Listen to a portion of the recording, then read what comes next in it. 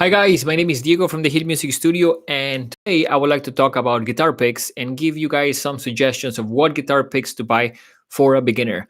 This is a question that we get asked regularly, and recently I ran out of picks myself, so I got and purchased some of them, and I wanted to show you a little bit of like my specific choices.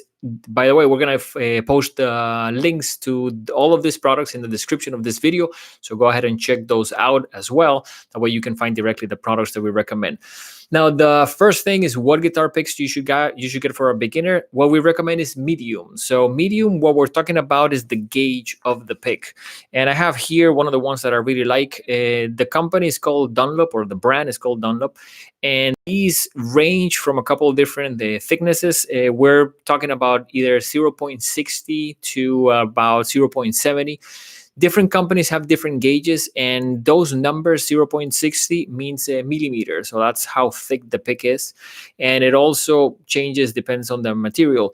The good thing is that companies for the most part divide them in brackets, so we're talking about medium, and then we're going to have two other brackets that we'll talk about. And by the way, stick around to the end of the video and I'll give you a tip that changed my life, because after I did this, I stopped losing picks. So this is a good suggestion if you want to not lose picks, because picks are not expensive. They're usually under $5, but the problem with them is that it's very easy to lose them. So definitely for a beginner, they're just starting out, what you need is a medium guitar pick. The medium can do pretty much every style. At the same time, later on, as you get more advanced, you may want some specific ones. So 0.60 to about 0.70, that is the gauge that we will be recommending. And the next bracket that I really like is called a light. So light has to do with picks that are a little bit more flexible. And let me see if I can get it there in the shot. So the picks, compared to the one that is, let's say, medium, the medium is a little bit more, it's harder to move. Now this one, when you push it, it's a little bit more flexible. Now, what's good about this is that for strumming, it sounds a little bit lighter. It sounds, in my opinion, a little bit more polished. If you strum, it tends to sound a little bit too rough if you do it with medium picks. So in my opinion, you definitely want to get light picks if you're doing strumming. Chances are, if you're a beginner, you're not going to do any strumming, probably for the first couple months. It depends on what method you're using. But I would say the second type of picks that I would get are definitely the light ones, because those are going to be very specific.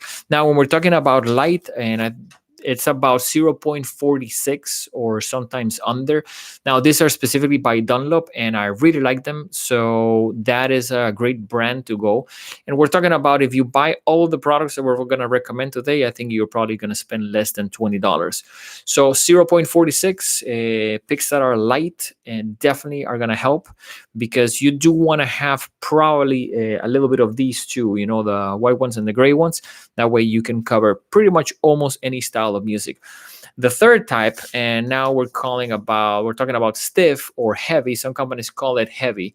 Now, heavy are a lot less flexible. So these are pretty strong. They don't really bend at all.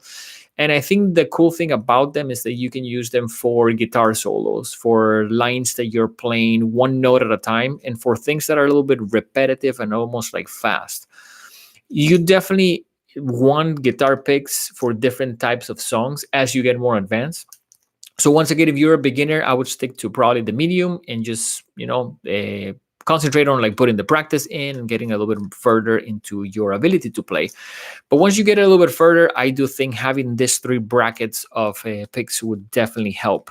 And the bonus tip that I have for you guys, and this truly changed for me, because I used to lose picks all the time, and I used to buy them, I don't know, I would say probably every 2 months, every 3 months, I would probably buy a new pack. Packs are usually 12 picks at a time.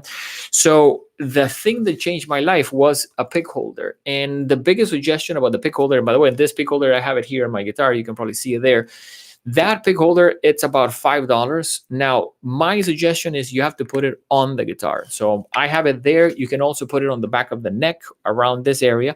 So it really depends. I don't think that there's there's not really damage to the guitar if you put a pick holder there, because you probably can remove the glue later on if you want to take it or replace it.